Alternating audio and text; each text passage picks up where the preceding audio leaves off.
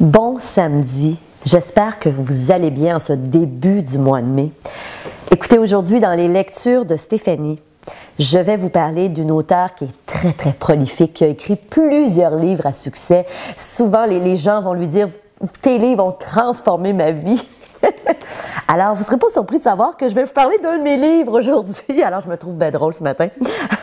Je vais vous parler aujourd'hui de mon livre « Émotion quand tu nous tiens ». Donc, si vous me suivez depuis un petit moment, vous savez que depuis plusieurs mois, je vous faisais des chroniques sur des livres qui m'avaient inspiré. Mais aujourd'hui, j'ai décidé de vous parler de ce livre dans lequel j'ai mis évidemment beaucoup d'efforts pour l'écrire. C'est un livre qui est en librairie depuis 2005, qui a été réédité depuis. Et j'ai décidé de vous parler de ce livre-là parce que je réalise que très souvent, beaucoup de gens que je côtoie au quotidien me font part de leurs difficultés à gérer leurs émotions. Et évidemment, le titre le dit bien, « Émotion quand tu nous tiens », parce qu'effectivement, on est des êtres d'émotions. On va toujours vivre des émotions, ça fait partie de la vie. Ceci étant dit, il faut réaliser qu'on a à la fois des émotions agréables, mais aussi des émotions désagréables, donc des émotions négatives. Et dans mon livre, je parle des 8 plus grandes émotions pour lesquelles les gens venaient me consulter pendant les 10 ans où j'ai eu ma clinique.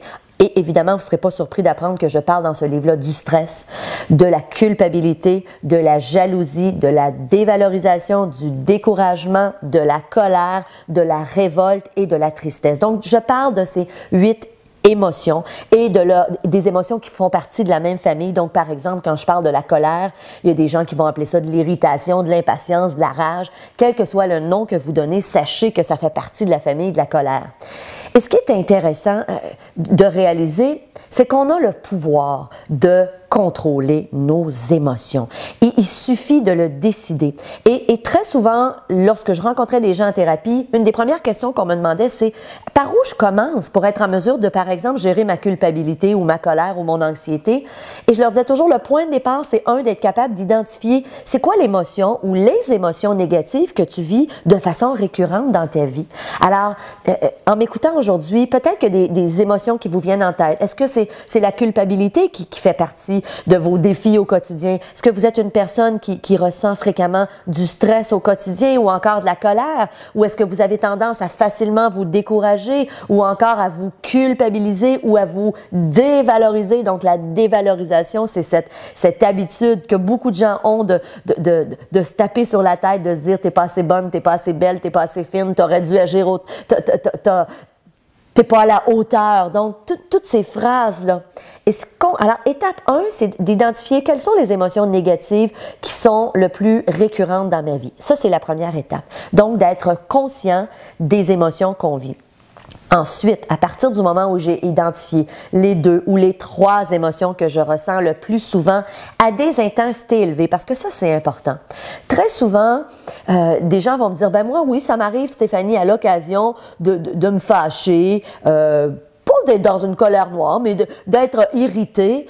Et très souvent, ce que je dis à ces gens-là, c'est si l'émotion atteint une intensité très élevée, oui, c'est important de s'y attaquer et de dire, je vais faire tout en mon possible pour justement apprendre à gérer cette émotion-là.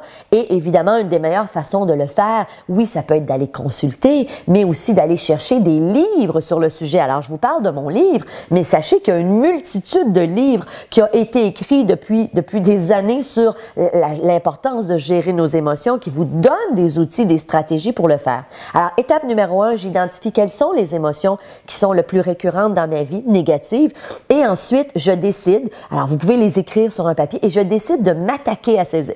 J'utilise le mot « attaquer », mais je décide vraiment de me prendre en charge et de dire, je veux faire en sorte de vivre le moins souvent possible cette émotion-là et à des intensités le moins élevées possible.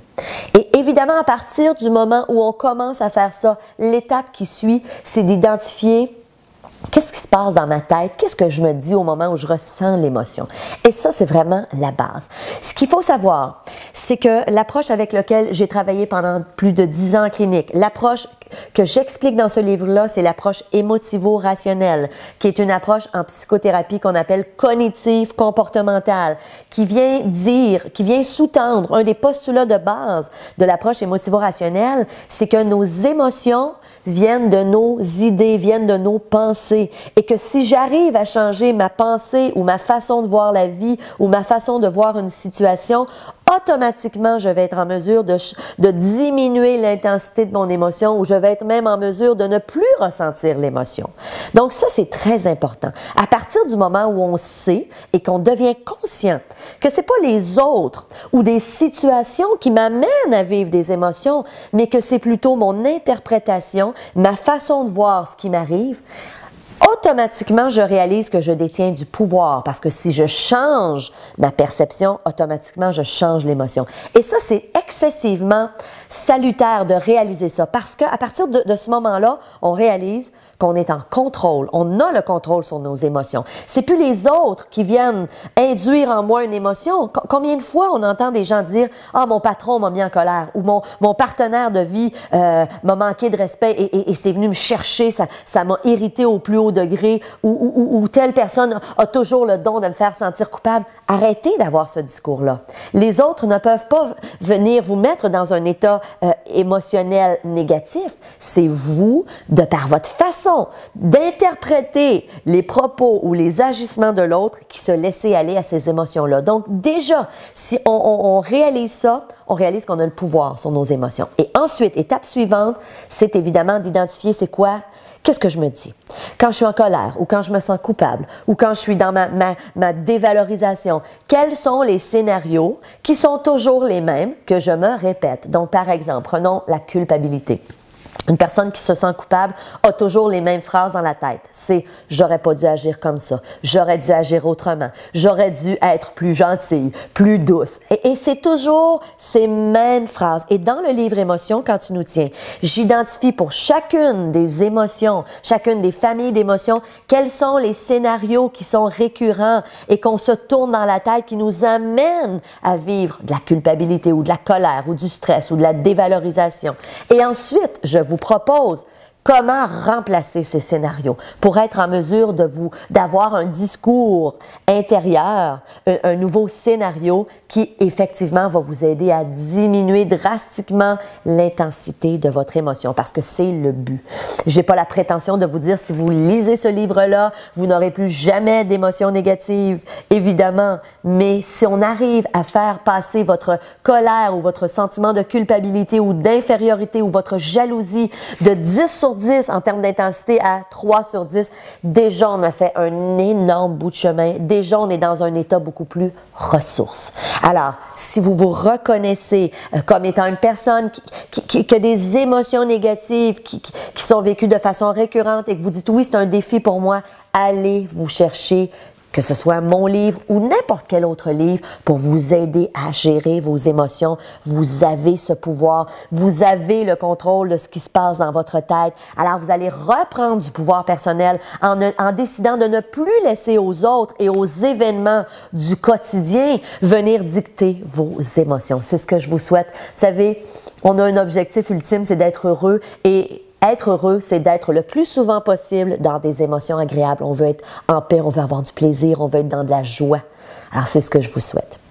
Donc, aujourd'hui, c'est samedi. Je vous souhaite plein d'émotions agréables. Amusez-vous, profitez de la vie. Et j'ai envie de vous dire merci d'être là, merci de me suivre. Si vous avez aimé cette capsule, s'il vous plaît, partagez-la aux gens de votre entourage.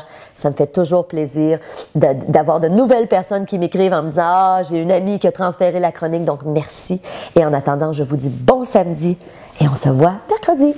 Salut!